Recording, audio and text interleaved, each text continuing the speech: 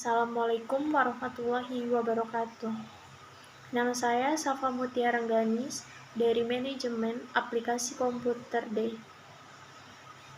Saya akan membacakan sedikit buletin kafah edisi 311 6 Rabiul Awal 1445 Hijriah yang berjudul Haram Merampas Lahan Secara Zalim. Warga Melayu di Rempang menjerit pilu. Lahan yang sudah mereka tempati sejak turun-temurun tanpa mereka ketahui. Ternyata kepemilikannya sudah berpindah tangan. Konflik pun pecah. Warga yang berusaha mempertahankan lahan mereka dialau oleh aparat keamanan dengan cara kekerasan. Pemerintah memaksa warga harus mengosongkan lahan mereka segera. 1. Konflik lahan marak. Dalam kasus Rempang, pemerintah berdalih warga tidak mempunyai hak kepemilikan dan hak pemanfaatan. Pemerintah mengklaim kebijakan di Rempang adalah pengosongan, bukan penggusuran.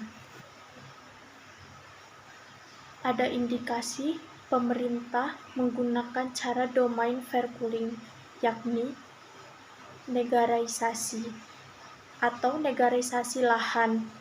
Artinya, lahan yang tidak memiliki bukti kepemilikan secara otomatis berdalih menjadi milik negara. Lalu, negara berwenang untuk mengolahkan kewenangan itu, termasuk menyerahkan lahan tersebut ke pihak lain. Banyak warga berkonflik karena sertifikat lahan itu ternyata lebih dari satu orang. Ironinya, kejahatan pengadaan sertifikat lahan ini dilakukan oleh mafia tanah yang justru melibatkan oknum pejabat atau Badan Pertahanan Negara. 2. Islam melindungi pelitihan lahan. Syariat Islam melindungi harta masyarakat secara total. Islam mengatur skema kepemilikan lahan dengan adil. Islam juga memperbolehkan negara khilafah membagikan tanah secara cuma-cuma. Syariah Islam juga menetapkan bahwa warga bisa memiliki lahan dengan cara pengolahan tanah mati, yakni lahan yang tidak bertuan dan tidak memiliki petanahan. Rasulullah SAW bersabda, "Siapa saja yang menghidupkan tanah mati, maka tanah itu akan menjadi miliknya, dan tidak ada hak bagi penyerahan tanah yang zalim." HR Tirmizi, Abu Daud, dan Ahmad. Namun, demikian syariat Islam juga para pemilik lahan agar tidak melantarkan lahannya selama 3 tahun agar mengucapkan gugurnya hak pemilikan lahan tersebut. Zalim. 3. Zalim. Perampasan lahan tanpa alasan syar'i adalah pengusahaan kazab dan zalim. Allah SWT telah mengharamkan makan harta sesama manusia yang batil, termasuk dengan cara menyuap penguasa agar diberikan kesempatan merampas hak milik orang lain.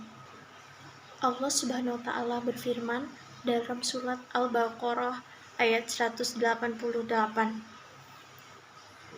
Janganlah kalian makan harta di antara kalian dengan cara yang batil. Jangan pula kalian membawa urusan harta itu kepada para penguasa dengan maksud agar kalian dapat memakan sebagian harta orang lain itu dengan jalan dosa, padahal kalian tahu.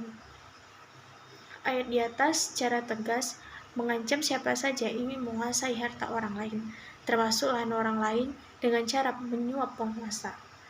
Suatu hal yang dipandang lumrah hari ini. Tidak jarang orang-orang kaya, termasuk pengusaha, menyuap pejabat agar menguasai lahan sekalipun dengan cara merampas hal tersebut dari orang lain. Hikmah yang bisa kita ambil adalah Rasulullah SAW bersabda, "Takutlah kepada doa orang yang terzolimi, karena doa orang yang terzalimin itu mustajab atau dapat terkabul. Assalamualaikum warahmatullahi wabarakatuh.